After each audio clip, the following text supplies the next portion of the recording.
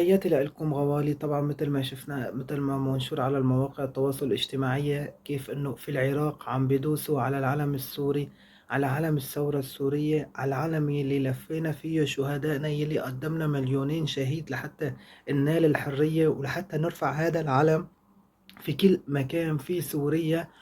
كيف عم بيساووا هذا الشي؟ طبعًا أنا الكلام اللي راح أحكي كلام ما له على أخواتنا وأصدقائنا العراقيين كشعب محترم، كشعب بيحبنا، وبعرف طبعا كتير أشخاص من العراق من الشعب رافض لهذا الموضوع.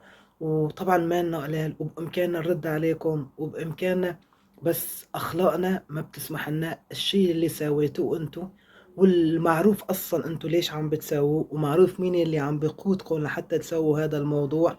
بس رح تنالوا جزاءكم ورح تنالوا عقابكم، وهذا الشيء ما رح يمشي هيك بسهولة. الشيء يلي عملتوه كحكومة، يلي عملت هذا الشيء الحكومة العراقية، هذا العلم نحن قدمنا له شهداء، قدمنا له أرواح وتعبنا 14 سنة حرب وقتال وتهجير لحتى نسقط هذا النظام ولحتى نرفع هذا العلم على كل المناطق السورية.